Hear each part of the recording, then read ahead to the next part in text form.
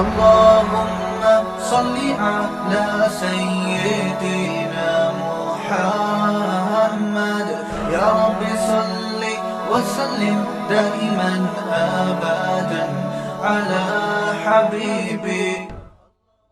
نبی صلی اللہ علیہ وسلم نے فرمایا اذا مات ابن آدم انقطع عمله الا من ثلاث، جب انسان کی موت ہو جاتی ہے تین چیزیں جاری رہتی ہیں اس کے عمل میں سے. صدقۃ جاریۃ، جو اس نے صدقہ چھوڑا جو ہمیشہ چلتا رہے گا. ولد صالح یدعو له، نیک اولاد جو اس کے لیے دعائیں مانگتی رہے گی.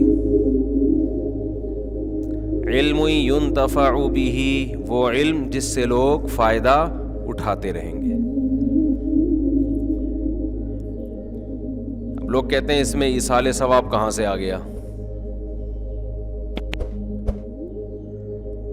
اس سے بھی واضح ایک اور حدیث ہے جس میں آتا ہے ایک صحابی نے نبی سے عرض کیا یا رسول اللہ، ایک صحابیہ نے عرض کیا میری والدہ کا انتقال ہو گیا ہے، افاتصدق عنہا، کیا میں والدہ کی طرف سے صدقہ کر سکتی ہوں؟ آپ نے فرمایا ہاں. تو صدقہ اس کا ثواب کہاں کس کو پہنچ رہا ہے؟ اولاد صدقہ کر رہی ہے، اولاد دعا مانگ رہی ہے، ثواب کس کو مل رہا ہے؟ والدین کو مل رہا ہے. تو اسی سے فقہا نے استدلال کیا کہ صدقہ چونکہ ایک نیکی ہے تو کوئی بھی نیکی کر کے مرحوم والدین کو پہنچائی جا سکتی ہے. اس کے لیے حدیث کے حوالے کی ریفرنس کی الگ سے ضرورت نہیں ہے، یہی ریفرنس کیا ہے؟ کافی ہے. اب لوگ کیا کرتے ہیں مسجد میں دریاں بچھا دیں، بھئی اس کا ثواب کس کو ملے گا؟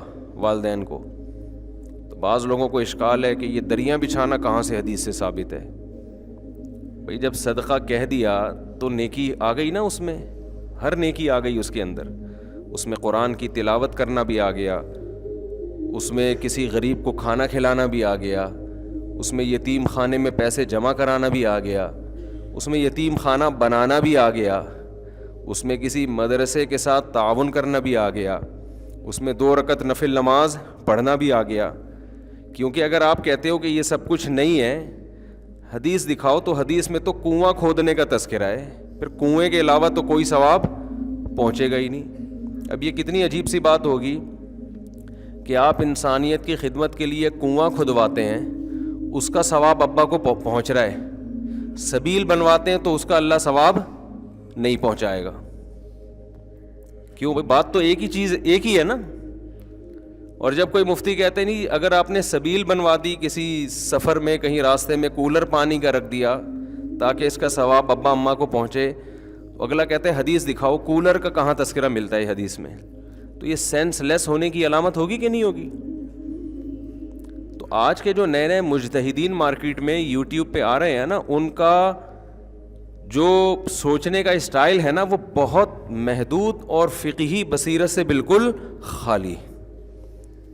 وہ ریفرنسز پہ چل رہے ہوتے ہیں کہ دیکھو حدیث میں آتا ہے صدقہ کرنے کا ثواب پہنچتا ہے تو ریفرنس ہم نے حدیث کا دے دیا صدقے کا. قرآن پڑھنے کا ثواب دکھاؤ کہاں ثابت ہے بھائی؟ تلاوت کا ثواب ماں باپ کو ملتا ہے، یہ کہاں ثابت ہے؟ تو بھائی صدقہ نیکی ہے. حدیث کا مقصد یہ ہے کہ جب کوئی شخص مر جاتا ہے تو اس کے اپنے عمل کا دروازہ بند ہو گیا، بعد والا اس کے لیے کوئی عمل کرتا ہے تو وہ دروازہ اللہ کبھی بھی بند نہیں کرتے. یہ اللہ کی رحمت ہے. البتہ یہ جو حدیث میں 3 کا عدد ہے نا، یہ 3 سمجھانے کے لیے، 3 نہیں، وہ 6 بھی ہو سکتے ہیں، 3000 بھی ہو سکتی ہیں وہ چیزیں. تو اس میں خوب سمجھ لیں کہ کوئی بھی نیکی کی جائے مرحوم کے لیے اس کا ثواب میت کو ملتا ہے. یہاں ایک اشکال ہے کہ پھر صحابہ کرام سے کیوں ثابت نہیں ہے قرآن پڑھ کے بخشنا؟ بھئی صحابہ تو نیکی پہ ہم سے زیادہ حریص تھے نا، صحابہ سے ثابت کیوں نہیں ہے؟ تو صحابہ سے اس لیے ثابت نہیں ہے کہ یہ عمل اجتماعی طور پہ ناجائز ہے، کیونکہ کوئی بھی نفلی کام اس میں اجتماع کے لیے الگ سے دلیل کی ضرورت ہے. اگر وہ الگ سے اجتماع کے لیے ایک الگ سے دلیل نہیں ہوگی تو نفلی کام انڈیویجولی آپ کر سکتے ہیں, انفرادی طور پہ آپ کر سکتے ہیں, اجتماعی حیت پہ آپ نہیں کر سکتے. تو صحابہ نے چونکہ اجتماعی حیت پہ نہیں کیا اس لیے ثابت نہیں ہے. انفرادی کیا یا نہیں کیا, تو انفرادی عمل بیان نہیں کیا جاتا. اب کوئی بھی اپنے والد کے لیے کوئی تلاوت کر رہا ہے کہ اللہ اس کا ثواب اس کو پہنچ جائے, تو یہ تو دل کی چیز ہے نا, اس کو کوئی راوی کیسے ہائی لائٹ کرے گا, کیسے اس کو نمایاں کیا جائے گا, یہ تو دل کی بات ہے. تو کتنے صحابہ نے نیک اعمال کیے, یہ ثابت ہے کہ انہوں نے فلاں عمل بھی کیا, فلاں عمل بھی کیا, فلاں عمل بھی کیا. اب دل میں کیا نیت تھی, اپنے والدین کو ثواب پہنچانا چاہتے تھے یا نہیں, یہ نیت یہ وہ جانے, اللہ جانے. ایسے تھوڑی ہوتا تھا کہ یہ پنکھا ابا کے ثواب کے لیے لکھتے تھوڑی تھے لوگ, دل میں نیت ہوتی تھی. اس سے یہ بھی پتہ چل گیا کہ قرآن پڑھنا اپنے والدین کے اس کو ثواب پہنچانے کے لیے جائز ہے, لیکن ایصال ثواب کے لیے قرآن خوانی جائز نہیں ہے. سمجھتے ہیں کہ نہیں سمجھتے؟ دیر آر 2 types آف قرآن خوانی. قرآن خوانی جو اجتماعی سطح پہ ہوتی ہے نا, پبلک آتی ہے, سب قرآن پڑھتے ہیں, تو کتنی قسمیں ہیں اس کی؟ انگلی سے اشارہ بھی کر رہا ہوں, 2 قسمیں, بلکہ ہم 3 قسمیں بنا لیتے ہیں. اجتماعی ہیئت میں قرآن جو پڑھا جاتا ہے, سب لوگ اکٹھے ہو کے پڑھتے ہیں, اس کی 3 قسمیں ہیں. ایک قسم تو یہ مرحوم کے ثواب کے لیے, ہمارے ابا کا انتقال ہو گیا, تمام حضرات سے گزارش ہے ہمارے گھر تشریف لائیں, آج قرآن خوانی ہوگی. یہ عمل بدعت ہے, ناجائز ہے, کیونکہ اس طرح اجتماعی حیت پہ قرآن پڑھنا بطور عبادت کے پڑھا جا رہا ہے ثواب پہنچانے کے لیے, اور نفلی کام میں عبادت اجتماعی سطح پہ جب آپ کرتے ہیں اس کے لیے الگ سے قرآن و سنت میں دلیل کی ہمیں ضرورت ہے. میرے بارے میں آج کل یہ بہت کہا جا رہا ہے, میں تو سروے کرتا ہوں نا کہ اس کو قرآن و حدیث نہیں آتا, بس کو شادیاں آتی ہیں, یہ آتا ہے, وہ آتا ہے, لطیفے آتے ہیں. ہمارے جو طلبہ میں لیکچر ہوتے ہیں نا وہ اور اسٹائل کے ہوتے ہیں, عوام میں لیکچر اور اسٹائل کے ہوتے ہیں. عوام کے سامنے زیادہ علمی موشگافیاں جھاڑنا یہ کوئی عقل مندی کی بات نہیں ہے. اختلافی مسائل, کبھی ہمارے مدرسے میں آئیں بیٹھیں, 20 سال ہم نے تدریس کی ہے, تو تدریس عربی کتابوں کی ہے, جس میں حدیث بھی ہے, جس میں تفسیر بھی ہے, جس میں عربی گرامر بھی ہے, جس میں فقہ بھی ہے, جس میں عربی ادب کی مشکل کتابیں بھی ہیں. تو آج مسئلہ یہ ہے کہ جس کو 2-4 الفاظ آ جائیں نا قرآن و حدیث کے ریفرنس کے, وہ ایک چینل کھول کے ایسے بھڑکیاں مارنا شروع کر دیتا ہے جیسے اسی پہ نازل ہوا ہے, باقی کسی کو کچھ بھی نہیں آتا. تو خیر ہم اپنے ٹاپک کی طرف آتے ہیں. تو اجتماعی ہیئت پہ جو قرآن پڑھا جاتا ہے, چونکہ وہ ایک عبادت کے طور پر ہے, تو عبادت کے لیے جب اجتماعی سطح پہ ہوگی نا, قرآن پڑھنے کی دلیل تو ثابت ہے, اجتماعی سطح پہ یہ ثابت نہیں ہے. اس کی مثال ایسے جیسے جمعے سے پہلے آپ سنت پڑھتے ہو, انفرادی اخبل طریقے سے پڑھتے ہیں نا. اگر اجتماعی ہیئت پہ ہو کہ تمام حضرات تشریف لے آئیں, آج ہم تہجد کی نماز پڑھ رہے ہیں, یا آج ہم فلاں فجر کی سنتیں پڑھ رہے ہیں, تمام حضرات تشریف لے آئیں, تو یہ عمل کیا بن جائے گا؟ ناجائز. یہ اجتماعی حیت پہ نہیں ہوگا.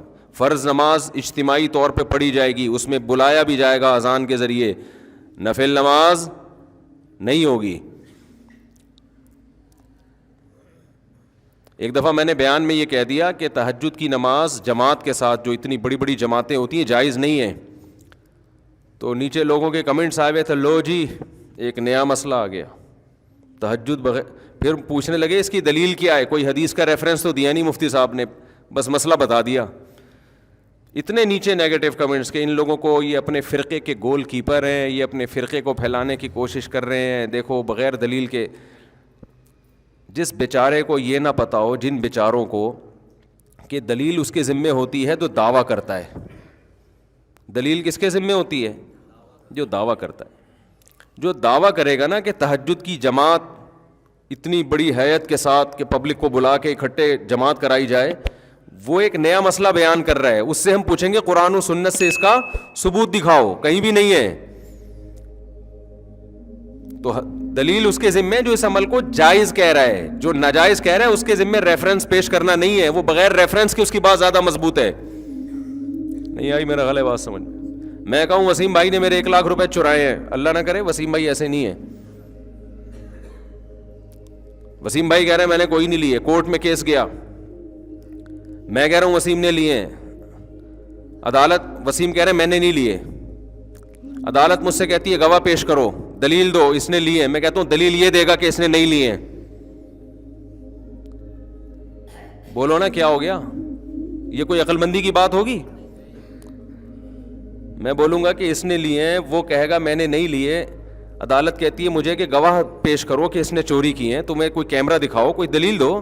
میں کہوں یہ دعویٰ کر رہا ہے کہ اس نے نہیں لیے، یہ دلیل پیش کرے گا. یہ عدالت کہے گی بھائی پہلے اپنی کھوپڑی کا علاج کراؤ. تو قرآن و سنت کے ساتھ جو ہے نا، جو آج کل نئے نئے اسکالر آ رہے ہیں انہوں نے اسی طرح تختہ مشق بنایا ہوا قرآن و سنت کو. انتہائی فضول بات ہے کہ قضائے عمری پہ دلیل مانگیں کہ نمازیں جب 10 سال کی اکٹھی ہو جائیں تو دلیل دو کہ یہ پڑھنا ضروری ہے. یہ ایسا ہی حماقت ہے کہ جیسے میں کہوں وسیم نے مجھ سے 1 لاکھ روپے لیے، وہ کہہ رہے نہیں لیے، میں کہہ رہا ہوں دلیل دے کے نہیں لیے. نماز ذمے سے ساقط نہیں ہوتی جب تک قضا نہیں پڑھو گے آپ، اور توبہ بھی اور قضا بھی. تو دلیل اس کے ذمے جو کہے کہ 10 سال جب اکٹھی ہو جائیں تو بغیر توبہ بغیر قضا کے معاف ہو جاتی ہیں، وہ دعویٰ کر رہا ہے، وہ نماز آپ کے ذمے سے ساقط کر رہا ہے جو اللہ نے فرض کی ہے. اس ساقط کرنے کی کیا دلیل ہے؟ آپ کوئی ایک ضعیف حدیث بھی پیش کر دو. سمجھ میں نہیں آ رہی میرا خیال ہے بات؟ اتنا اسلام کا بھاری بھرکم حکم جس سے بڑا اسلام میں کوئی حکم ہی نہیں ہے. 10 20 سال ہو گئے پیتے رہے، نماز ہی گول کر دی. اب جب توبہ کی توفیق ملی ہے تو دین اللہ احق ان یقضی، حدیث میں آتا ہے اللہ کا قرضہ اس بات کے زیادہ لائق ہے کہ وہ ادا کیا جائے. ہم نے تو حدیث بھی پیش کر دی، ان کے پاس تو حدیث بھی نہیں ہے. اگر ہم حدیث نہ بھی پیش کرتے یہ والی، پھر بھی یہ عقل کی بات ہے، لاجک کی بات ہے کہ جب انسانوں کا قرضہ دینا ضروری ہے تو اللہ کا قرضہ بھی ضروری ہے. وہ اور نماز جیسا قرضہ وہ تو کبھی بھی ساقط نہیں ہوتا. نبی صلی اللہ علیہ وسلم سے میدان جنگ میں نماز قضا ہوئی، کیونکہ اس وقت میدان جنگ میں نماز کیسے پڑھی جائے گی یہ طریقہ نازل نہیں ہوا تھا. آپ نے پہلے اس کو قضا پڑھی ہے آپ نے، اس کے بعد بقیہ نمازیں پڑھی ہیں آپ نے. تو مدعی کون ہے جو یہ کہے کہ اتنی ساری نمازیں جب ذمے میں رہ جائیں گی تو وہ قضا پڑھے بغیر ہی معاف ہو جائیں گی؟ یہ شخص دعویٰ کر رہا ہے. اس سے ہم کہتے ہیں کہ اندھی تقلید مت کرو اپنے باپ داداؤں کی، آپ قرآن و سنت سے اس کا حوالہ پیش کرو. سمجھ میں آ رہی ہے بات؟ چاروں ائمہ کا، تمام فقہا کا اتفاق ہے کہ جب نماز ذمے میں جب قضا کر دی آپ نے تو توبہ اس بات کی کرنی پڑے گی کہ وقت پہ کیوں نہیں پڑی. لوگ کہتے ہیں نا توبہ سے تو گناہ معاف ہو جاتا ہے، تو گناہ معاف ہو جائے گا، لیکن وہ جو آپ کے ذمے نماز واجب ہوئی ہے وہ معاف قضا کے بغیر نہیں ہوگی. سمجھتے ہو کہ نہیں سمجھتے؟ لیکن وہ آپ دیکھو کتنا قضائے عمری پہ تماشا بنایا آج کل نئے نئے اسکالرز نے کہ قضائے عمری بس اللہ غفور الرحیم ہے. اللہ پہ تم ایک چیز ڈال رہے ہو بغیر دلیل کے، اللہ غفور الرحیم ہے، اتنا یہ کافی نہیں ہے کہ 10 سال کی نمازیں وہ جو آپ نے ٹائم پہ نہیں پڑھی وہ معاف کرنے کے لیے تیار ہے. یہ مطلب ہے غفور الرحیم کا. یہ مطلب نہیں ہے کہ جو اس کا حق ہے وہ بھی آپ پی جاؤ گے، وہ تو آپ کو دینا پڑے گا. زکاتیں بھی ذمے سے ساقط نہیں ہوتی. 20 سال زکات نہیں دی تو 20 سال کی زکاتیں بولو دینی پڑیں گی. رمضان کے روزے چھوڑ دیے ادا کرنے پڑیں گے. حائضہ عورت سے اللہ نے نماز کو ساقط کر دیا، اس پر فرض ہی نہیں ہوتی، لہذا اس کو پڑھنے کا حکم نہیں ہے. اس کا تقاضا یہ تھا کہ روزہ بھی اللہ نے اس سے ساقط کیا نا، ہونا یہ چاہیے تھا روزہ بھی معاف کر دیا جاتا، لیکن اللہ نے روزہ معاف نہیں کیا. تو یہ بتانے کے لیے کہ فرض میں اصل تو یہی ہے کہ قضا کیا جائے گا، چاہے اللہ کے کہنے سے ہی قضا کیا ہو. نماز میں اللہ نے اس کو چھوٹ دی ہے، لیکن وہ چھوٹ بھی اس لیے کہ وہ اللہ کے آرڈر پہ چھوڑ رہی ہے. آپ نے جو 10 سال نمازیں پی ہیں وہ اللہ کے کہنے پہ نہیں چھوڑی ہیں. بعض لوگ یہ دلیل دیتے ہیں کہ ما جعل علیکم فی الدین من حرج، اللہ نے دین میں تنگی نہیں رکھی ہے، تو 10 20 30 سال کی نمازیں قضا لگانا یہ تو حرج ہے دین میں. واقعی حرج ہے 30 سال کی نمازوں کا کسی کو حکم دینا پڑے، لیکن یہ حرج اس وقت ہے جب 30 سال کی نمازیں آپ اس سے ایک دن میں پڑھوائیں. جب آپ 30 سال کی نمازوں کے لیے 30 سال کا ٹائم دے رہے ہیں اس کو، یا 10 سال کا ٹائم دے رہے ہیں، پھر تھوڑی حرج ہے.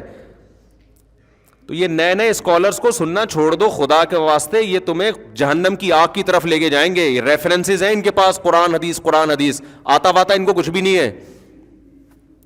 میں جو اتنا چیختا ہوں نا مجتہدین کو فالو کرو، ابو حنیفہ، مالک، شافعی، احمد بن حنبل، یہ اس لیے کہ تم ان لوگوں سے بچو، اپنے فرقے کے گول کیپر کے طور پہ نہیں. فوراً جب ہم کوئی بات کرتے ہیں نا تو فوراً یہ کہ یہ تو اپنے فرقے کے کیا ہیں، گول کیپر ہیں. یہ بات غیر مسلم بھی کرتا ہے. جب آپ اسلام کے برحق ہونے کی بات کرتے ہو، کہتے ہیں یہ تو چونکہ مسلم ہے لہذا اس نے کس کو سپورٹ کرنا ہے، اسلام کو. بھائی ہم مسلم ہونے کی وجہ سے اسلام کو سپورٹ نہیں کر رہے، اسلام کے مدلل ہونے کی وجہ سے مسلم ہیں. اسلام کے علاوہ ہمیں کوئی سمجھ میں ہی نہیں آتا. تو ہم تو چاروں ائمہ کے قائل ہیں نا کہ ان چاروں فقہ میں سے کسی ایک کو فالو کرو.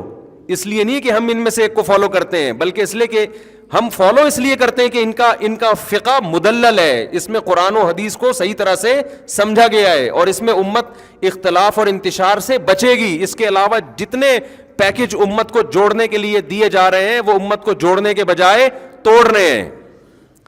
سمجھ میں آ رہی ہے بات کہ نہیں آ رہی؟ وہ پیکج بڑے جاندار، شاندار اور پرکشش، لیکن ان پیکجز پہ جب آپ عمل کریں گے نا تو اس میں ٹوٹنے کا عمل بڑھتا چلا جائے گا. ہر اسکالر ایک نیا فرقہ ہے اور دعویٰ یہ کرتا ہے کہ میں قرآن و حدیث کے علاوہ کسی چیز کو نہیں مانتا.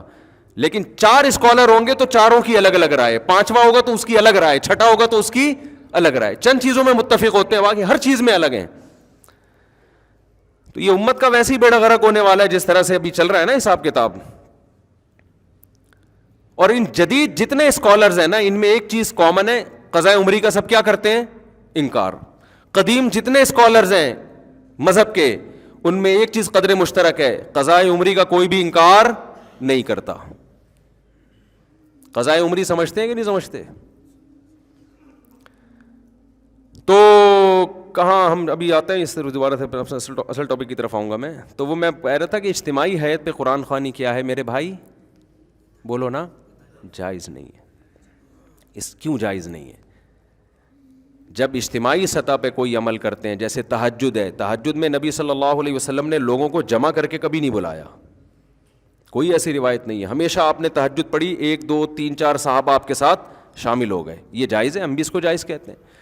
امام ابو حنیفہ کو چونکہ قرآن و سنت بہت اچھی طرح سے آتا تھا لہذا اس عمل کو امام حنیفہ جائز کہتے ہیں. بھائی اتفاقی طور پر کوئی تہجد کے لیے کھڑا ہوا ہے، 2 4 آدمی اس کے پیچھے آ جائیں، اعلان کر کے کہ فلاں اتنے بج کے اتنے منٹ پہ ہمارے یہاں تہجد کی نماز ہوگی، تمام حضرات تشریف لے آئیں. اس کا ثبوت ہمیں قرآن و سنت میں نہیں ملتا، صرف رمضان میں حضرت عمر کے عمل سے ملتا ہے، تراویح جس کو کہا جاتا ہے، اس لیے اس کو نام بھی الگ دیا گیا. سمجھتے ہو کہ نہیں سمجھتے؟ اس میں اجتماعی حیت. اور حضرت عمر نے کیوں؟ اس لیے کہ نبی نے یہ رمضان میں 3 دن کیا پھر چھوڑ دیا تاکہ فرض نہ ہو جائے. تو حضرت عمر سمجھتے تھے کہ آپ نے اس لیے چھوڑا فرض نہ ہو جائے، یہ اس کی علامت ہے آپ اس کو زندہ رکھنا چاہتے تھے. تو اب فرضیت کا امکان ختم ہو گیا لہذا حضرت عمر نے اس عمل کو دوبارہ شروع کرا دیا. تو رمضان گیا اور وہ تراویح کی نماز گئی. اس میں قیام اللیل کا بھی ہمیں ثبوت نہیں ملتا کہ الگ سے پھر رات کو اجتماعی حیت پہ نماز پڑھی جائے. تو قرآن خوانی کیا عمل ہے میرے بھائی؟ غلط ہے، اس کو ترک کر دینا چاہیے. جب کسی کا انتقال ہو جائے تو آپ اخپل طریقے سے، سب سے بہتر تو وہ چیز ہے جو منصوص ہے، جس کا حدیث میں صراحتاً ذکر ہے، وہ صدقہ خیرات ہے. سب سے بہتر وہ ہے. اس کو آج کل لوگ فوکس نہیں کر رہے، قرآن خوانیوں پہ پورا زور لگایا ہوا ہے. اور پھر اس میں دیگیں چلتی ہیں، کھانے چلتے ہیں، لوگ آتے ہیں بوٹیاں پھوڑ رہے ہوتے ہیں، کہ عجیب ہی منظر ہوتا ہے. ولیمے اور میت کا فرق کیا ہو گیا؟ ختم. تو یہ پھوڑنے پھاڑنے کے ٹائم نہیں ہے. یہ اخپل طریقے سے چپکے سے غریب کو صدقہ کر دو، اور اپنے طور پہ کوئی تلاوت کرنا چاہے تو اس میں بھی کوئی حرج نہیں ہے. اگرچہ تلاوت میں فقہا کا اختلاف ہے لیکن صدقے میں سب کا کیا ہے؟ اتفاق ہے. تو دیر آر کتنی ٹائپس آف 3. ایک تو ایصال ثواب کے لیے قرآن خوانی، وہ جائز نہیں ہے. دوسرا قرآن خوانی کی قسم ہے برکت کے لیے قرآن خوانی. دکان کھولی آپ نے نہیں، آپ نے مکان بنایا آپ چاہتے ہو یار اس میں کوئی اچھا کام پہلے ہو جائے, بجائے اس کے کہ ڈائریکٹ جا کے ڈرامہ دیکھنا شروع کر دیں بچے آ کے. ایسا ہی ہوتا ہے نا. تو کام کی ابتدا کس سے ہو بھائی؟ برکت سے ہو. اور کوئی بھی شیطانی اثرات ہوں اس سے یہ گھر پاک ہو جائے, تو اس کے لیے قرآن خوانی کی جاتی ہے. تو برکت کے لیے قرآن خوانی چونکہ عبادت کے طور پہ نہیں ہے, وہ از قبیل رقیہ ہے. رقیہ سمجھتے ہیں وہ کیا ہے؟ دم جسے کہتے ہیں رقیہ. تو رقیہ ایک علاج کی قسم ہے. علاج کے لیے قرآن و سنت سے ثبوت کی ضرورت نہیں ہوتی. جیسے آپ نے کہا بھائی فلاں آیت پڑھ کے مجھ پہ دم کر دیں مجھے بڑا فائدہ ہوتا ہے, تو اب اس کے لیے ثبوت کی ضرورت نہیں ہے. تو جیسے ایک صحابی رسول نے کسی پہ جن تھا تو سورہ فاتحہ پڑھ کے دم کر دیا, تو ان کو تو نہیں پتا تھا کہ اس سے فائدہ ہوگا, نہ نبی سے انہوں نے پوچھا تھا. بعد میں اطلاع ملی تو آپ نے فرمایا کہ یہ تو رقیہ ہے, سورہ فاتحہ تو اس سے تو فائدہ ہوتا ہے. یا سورہ بقرہ کا ورد کرا لیا گھر کے اندر, سمجھتے ہو حدیث میں آتا ہے سورہ بقرہ جس گھر میں پڑھی جاتی ہے اس گھر میں شیاطین نہیں آتے, حدیث کا مفہوم ہے. تو یہ بذات خود یہ جائز عمل ہے برکت کے لیے. لیکن بعض علماء کی رائے یہ ہے کہ لوگ برکت والی قرآن خوانی اور ایصال ثواب والی قرآن خوانی میں فرق نہیں کرتے, تو یہ والی قرآن خوانی ذریعہ بنتی ہے وہ والی قرآن خوانی کا. سمجھ میں آ رہی ہے بات؟ یہ ذریعہ بنتی ہے کس چیز کا؟ ایک بدعت کا. ایک بات تو یہ. دوسری بات یہ کہ یہ جو برکت کے لیے قرآن خوانی عام طور پہ گھروں میں ہوتی ہیں, مدرسوں سے بچوں کو بلایا جاتا ہے, بچے بیچارے کھاپے کی نیت سے آتے ہیں, وہ صحیح طرح پڑھتے بھی نہیں ہیں, انتظار کر رہے ہوتے ہیں کھانے میں کیا ملے گا.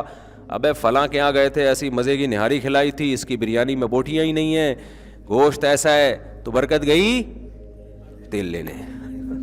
ایک قسم کا قرآن کے ساتھ کھاپے کا ذریعہ ہے یہ ایک قسم کا. بچوں کی عادتیں بھی خراب ہوتی ہیں اس سے, مفت کی عادت پڑتی ہے بچوں کو. محتمم کے اپنے مزے ہوتے ہیں کہ فری پھوکٹ میں آج ایک ٹائم کا کھانا کیا ہو گیا ہمارا, بچ گیا. اور پھر دینی مدارس کے جو طلبہ ہیں ان کا وقت انتہائی قیمتی ہے. اگر وہ واقعی طالب علم ہے اس کو چاہیے اپنے وقت کو کیا سمجھے؟ قیمتی. ادھر سے دعوت آ رہی ہے ادھر قرآن خوانی میں جا رہا ہے, ادھر سے دعوت آ رہی ہے ادھر. یہ دینی مدرسوں کے طلبہ کے وقار کے خلاف ہے. ہمارے حضرت فرمایا کرتے تھے کہ علماء یا طلبہ ان کی مثال ایسے ہے جیسے بوتل پانی سے بھر لی فل, ایک بلبلہ بھی نہیں ہے اس میں. اب آپ اس میں اگر پانی کا ایک قطرہ بھی ڈالیں گے نا تو پرانا ایک قطرہ نکالنا پڑے گا, پھر نیا قطرہ ایڈجسٹ ہوگا اس میں. تو فرماتے تھے علماء کا 24 گھنٹے طلبہ اور علماء یہ اللہ کے وارث ہیں, ان کے اوقات اتنے قیمتی ہیں کہ ان کا جو اسکیجول صبح سے لے کے رات اور رات سے لے کے صبح تک ایسا ہونا چاہیے کہ اس میں کوئی نئی چیز آ ہی نہ سکے. اس میں اگر کوئی نئی چیز آئے تو پرانا کوئی کام ڈسٹرب ہو, اس میں کوئی پرانے کام کو آگے پیچھے کرنا پڑے. تو اب یہ دیکھا جائے گا کہ پرانا زیادہ امپورٹنٹ ہے یا نیا زیادہ امپورٹنٹ ہے. اگر نیا کام ایسا آ گیا ہے کہ پرانے کام کا نقصان کرنا پڑ رہا ہے, پھر تو نیا کام اس میں ڈالیں اپنے اسکیجول میں, اور پرانے کو کیا کر دیں ایک دن کے لیے ناغا کر دیں. اور اگر نیا والا پرانے والے سے زیادہ امپورٹنٹ نہیں ہے تو نئے والے کو کیا کر دیں؟ کینسل, ہٹا دیں اس کو. سمجھ میں نہیں آ رہی بات؟ اب آپ کہیں گے 24 گھنٹے کا ایسا اسکیجول, یہ تو آدمی ڈپریشن کا مریض بن جائے گا. وہی صبح سے لے کے رات, رات سے لے کے صبح تک, تو ڈپریشن کا مریض نہیں بنے گا. ڈپریشن ختم کرنے والی چیزیں بھی اس میں کیا ہوں گی؟ اسی میں شامل ہوں گی نا. اس میں ایکسرسائز بھی شامل ہے, بچوں کے ساتھ گپ شپ بھی شامل ہے, گھر والوں کو ٹائم دینا بھی شامل ہے, کھاپے بھی شامل ہیں, کسی دن جاوید نہاری بھی شامل ہے اس میں. کبھی چلے گئے تو وہ کون سی نہاری تھی جو اس دن کھائی تھی, وہ والی نہیں, نہ وہ مزے کی نہیں تھی. مجھے یوٹیوب پہ ویڈیو بھی آئی ہے میری آج کل, کسی نے چپکے سے کیمرے سے بنا کے ڈال دی, زاہد نہاری نا طارق روڈ پہ, وہ بھی شامل ہے. مزہ نہ آئے پیسے واپس. تو یہ بھی آپ کے اسکیجول کا حصہ بولو نا ہونا چاہیے. تو یہ سب چیزیں اس میں داخل ہے. اب کوئی نئی چیز اگر آ رہی ہے تو یہ پرانا شیڈول آپ کا کیا ہوگا؟ متاثر ہوگا. اگر نہیں ہو رہا ہے اس کا مطلب آپ فارغ آدمی ہو, کسی کام کے آپ فالتو ہو, بلا وجہ پیدا ہوئے آپ. بلا وجہ پیدا اسے کہتے ہیں کان سے پکڑ کے جو جہاں چاہے لے جائے, آ جا یار کھاپے پہ چلے, آ رہا ہوں. ٹھیک ہے نا, روزانہ کھاپا, روزانہ کھاپا. ابے آ جا ادھر بیٹھتے ہیں, بیٹھ گیا. ابے چل ادھر گٹر کا ڈھکن گورنمنٹ نے لگا دیا, وہ ہمارے گٹر کراچی میں ڈھکن نہیں ہوتے نا, تو ادھر ہمارے یہاں لگ گیا, آ جا بیٹھتے ہیں وہاں, چل بھائی بیٹھتے ہیں, پوری پوری رات بیٹھے ہوئے ہیں. اس کا مطلب یہ غلط پیدا ہو گیا ہے, اس کو بالکل پیدا ہونے کی کسی کام کا نہیں ہے. بعض دفعہ یہ ہوتا ہے کسی دوست کا فون آیا, چل کھاپے پہ چلتے ہیں, آپ نے کہا چلو چلتے ہیں, تو اب یہ بدگمان نہ ہو کہ یہ بندہ فارغ ہے, ہو سکتا ہے اس کا اسکیجول کل کا کھاپا ہو, اس کی ڈائری میں کل کھاپے کا تذکرہ ہو, لیکن اس نے کہا آج بندے کا فون آیا, دوستی ہے, اس سے گپ شپ ہے, تو وہ کل والا کہاں لے جاتے ہیں, آج کر لے. تو میرے ساتھ ایسا ہوتا ہے بعض دفعہ, کسی قریبی دوست کا فون آیا, مفتی صاحب کھاپے پہ چلیں, ہم کہا چلو بھائی. وہ ہوتا یہ ہے کہ وہ جمعرات کو کہیں ڈائری میں کھاپا ڈالا ہوا ہوتا ہے, تو اس کو ہم اس دوست کی وجہ سے 2 دن پہلے لے آتے ہیں, پھر وہ 2 دن والا اسکپ کر دیتے ہیں, جو آج والا کام ہے وہ اس دن ڈال دیتے ہیں. سمجھتے ہیں کہ نہیں سمجھتے؟ ایک ڈائری بنایا کریں ایسے, پورا ہفتہ اس میں آپ کے سامنے ہو وہ پیج, پورا ہفتہ اس میں آپ کے. ابھی میں بتاتا ہوں, یہ حدیث کی تشریح میں بتاتا ہوں میں, تو کیونکہ یہ حدیث کی میں نے تشریح شروع کر دی, وہ پھر ترتیب سے چلے گی تو زیادہ فائدہ ہوگا. ابھی میں وہ قرآن خوانی کا وہ جلدی سے مکمل کر کے پھر وہ حدیث پڑھی ہے نا, اس میں یہ آئے گا تذکرہ انشاءاللہ. صلو علی الحبیب. تو خیر, آپ نے دوسری قسم ہے قرآن خوانی کی رقیہ, جس کو برکت کی قرآن خوانی کہتے ہیں. تو فی نفسی ہی یعنی بذات خود یہ جائز عمل ہے, لیکن بعض علماء اس کے خلاف ہیں کہ بھائی گھر والے بیٹھ کے کر لیں, جیسے سورہ بقرہ پڑھنی ہے, سب اکٹھے گھر والے کر لیں. یہ باہر سے ادھر ادھر سے پبلک کو بلانا اور یہ سب چیزیں, اس کے فسادات زیادہ ہیں, اس میں وہ برکت رہتی بھی نہیں ہے. کھاپے کا تذکرہ زیادہ ہوتا ہے, اور جو رقیہ کا جو مقصد تھا وہ مقصد پوری طرح حاصل نہیں ہوتا. بہرحال اگر کوئی کرتا بھی ہے تو اس پہ اتنا سخت انکار نہیں کیا جائے گا. کوئی برکت کے لیے قرآن پڑھوا لیتا ہے, بے شک بچوں سے ہی پڑھوا لیتا ہے, تو فی نفسی یہ جائز عمل ہے. تیسری قرآن خوانی وہ ہے جو اتفاق سے لوگ جمع ہوتے ہوں کسی ترتیب کی وجہ سے. اس کی مثال ایسے, جیسے ہم فجر سے پہلے 2 سنتیں پڑھتے ہیں نا, تو اب سب لوگ آ کے پڑھ رہے ہوں, لوگوں نے جمع نہیں کیا, لیکن چونکہ ٹائم ہے سنتوں کا تو سب پڑھ رہے ہوتے ہیں, تو دیکھنے میں ایسا لگتا ہے سب اجتماعی سطح پہ پڑھ رہے ہیں, حالانکہ وہ ایک اتفاقی ان کا آپس میں ربط ہو گیا ہے. تو ایسے ہی دینی مدرسوں میں یہ ہوتا ہے کہ بچوں کو تلاوت کا ٹائم دیا جاتا ہے, تو اس کا ٹائم بتایا جاتا ہے, بھائی صبح ناشتہ ہے اتنے بجے, پھر پڑھائی ہے, پھر یہ ہے, پھر یوں ہے, پھر رات عشاء ہے, پھر عشاء کے بعد سب نے کیا کرنا ہے, قرآن کی تلاوت کرنی ہے. تو یہ ایک نظم کے تحت ہے, اس کو وہ قرآن خوانی, وہ والی قرآن خوانی نہیں کہیں گے جو بدعت ہے, یہ تو ایک نظم کے طور پر. بعض فوجی اداروں میں ہمیں دیکھنے کو ملا, رینجرز کے ایک بڑے آفیسر تھے, انہوں نے بتایا کہ ہمارے ہاں فجر کی نماز کے بعد پابندی ہے, تمام جتنے بھی فوجی ہیں نا, جو رینجرز کے ملازمین ہیں, وہ سب قرآن کی تلاوت کریں گے. تو ایک ٹائم دیا ہوا ہے نا, تو یہ مینجمنٹ کے لیے ایک ٹائم دیا ہوا ہے, اس کو مینیج کرنے کے لیے یہ بھی جائز ہے, اس میں بھی کوئی حرج نہیں ہے. یہ ایک ترتیب پہ لانے کے لیے سب کو, کیونکہ پھر ان کا باقی ٹائم نہیں ملے گا نا ان کو تلاوت کا سارا دن. تو گھر میں بھی آپ کر سکتے ہیں, بچوں کے لیے ایک ٹائم بنا دیں, بھائی صبح اتنے بجے سے لے کر اتنے بجے تک سب بچے انسان کے بچے بن کے بیٹھ جائیں گے. سارا دن تو موبائل لگا رہتا ہے, اب یہ اتنے بج کے اتنے منٹ پر سب بچے کون سے بچے بنیں گے, انسان کے بچے. لہذا قرآن سب کے ہاتھ میں ہوگا, دعائیں کی کتاب ہوگی, ذکر اذکار ہوگا. اسی طرح یہ بھی ہے کہ اجتماعی ہیئت پہ ذکر اللہ بھی جائز نہیں ہے, خوب سمجھ لیں. جیسے اعلان ہوتا ہے مسجد سے, ہمارے ہاں ذکر کی محفل لگ رہی ہے, تمام حضرات تشریف لے آئیں, پھر سارے آ جاتے ہیں, پھر ذکر کرایا جاتا ہے, یہ بدعت عمل ہے, جائز نہیں ہے. لیکن اگر آپ کسی تربیت گاہ میں گئے ہیں جس کو خانقاہ کہا جاتا ہے, کوئی شیخ و مرشد ہیں جن سے آپ بیعت ہیں, سہ روزہ لگایا آپ نے, 10 دن کے لیے گئے ان کی خانقاہ میں, تو انہوں نے اپنے مریدوں کے لیے ایک ٹائم رکھا ہوا ہے, بھائی صبح اتنے بجے سب نے تہجد میں آنا ہے, یہ ٹریننگ سینٹر ہے نا, اور پھر 7 بجے سب نے ذکر کے لیے بیٹھنا ہے. تو یہ بھی چونکہ اس کا یہ وہ اجتماعی حیت والا ذکر نہیں ہے, بلکہ یہ بھی ایک تربیت کے لیے نظام الاوقات تو ہوگا نا کوئی نہ کوئی, کہ کھانے کا ٹائم ہے تو یہ ذکر کا ٹائم ہے, تو یہ تلاوت کا ٹائم ہے. تو اس یہ وہ بدعت ذکر میں داخل نہیں ہے. لیکن جو نارملی ہمارے یہاں بعض مسجدوں سے اعلانات ہو رہے ہوتے ہیں, یا نمازیوں کو اعلان کیا جاتا ہے بھائی 4 بجے ہمارے ہاں ذکر کیا جائے گا, تمام حضرات تشریف لے آئیں. یہ بدعت ہے کہ تمام حضرات کیوں تشریف لے آئیں بھائی. کوئی آپ کا کوئی وہ چل رہا ہے, اگر کوئی تربیتی پروگرام چل رہا ہے تو جو تربیت کے لیے آئے ہوئے ہیں وہ بیٹھے ہوئے ہیں آپ کے پاس, تو ان کو آپ بتا دیں بھائی عصر کے بعد ذکر ہوگا, مغرب کے بعد تلاوت ہوگی, 4 بجے تہجد کے لیے سب اٹھیں گے, اور تمہارے باپ کو بھی اٹھنا پڑے گا اس میں, یعنی معذرت کے ساتھ, یعنی زبردستی اٹھائیں گے آپ. تو یہ زبردستی ٹریننگ کے لیے ہے, تو اس کو اس اجتماعی ہیئت میں شامل نہیں کیا. ہم نے جب 3 دن کی ٹریننگ کروائی کنٹری کلب میں, پورے ملک سے لوگ آئے تھے, تو ہم نے ان کو 4 بجے تہجد کے لیے اٹھاتے تھے, ان کو کہتے تھے آپ کے باپ کو بھی اٹھنا پڑے گا, کسی کو سونے کی اجازت نہیں ہے. اور پھر 5 بجے ہم ان سے جاگنگ کروایا کرتے تھے, اور جاگنگ میں بھی ہم نے ان سے کہہ دیا تھا کہ آپ کے باپ کو بھی جاگنگ بولو کرنی پڑے گی, کیونکہ جو دیندار لوگ ہیں نا, یہ جاگنگ نہ کرنے کی وجہ سے بھی آڑے ترچھے, دیندار کیا سب برابر ہیں اس میں, دیندار تو پھر بھی تھوڑا بہت نماز کے لیے چل کے آ جاتے ہیں. میں دیندار کا تذکرہ اس لیے کیا کہ ہم تو دینداروں کو فوکس کر رہے تھے نا, ورنہ یہ ہماری پوری قوم کا المیہ ہے کہ پوستی پن الحمدللہ اتنا زیادہ ہماری قوم میں آ گیا ہے کہ اللہ کی پناہ. بس اب میں پھر جاؤں گا تو پھر بہت لمبا بیان اسی پہ ہو جائے گا.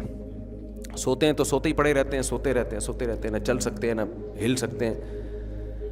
اللہ تعالیٰ مغفرت فرمائے انتقال کے بعد, کیونکہ انتقال کا چانس میں کوشش کرتا ہوں کہیں سیڑھیوں پہ کہیں جانا ہے نا, تو لفٹ کے ذریعے حتی الامکان کوشش کرتا ہوں بچوں. کہیں بھی آپ کہیں فلیٹ میں رہتے ہیں, کہیں جانا ہوتا ہے, سیڑھیوں سے جایا کرو میرے بھائی. لفٹ کا استعمال کم, لفٹ کو لفٹ کر دو, لفٹ نہ دو لفٹ کو. لیو لیفٹ ہے نا, لیو دو اس کو لفٹ کو, تو اس کو لفٹ نہیں کراؤ الا یہ کہ کہیں جلدی ہے. تو خیر, تو یہ قرآن خوانی کا ہم نے تھوڑا بتا دیا. میں جلدی سے حدیث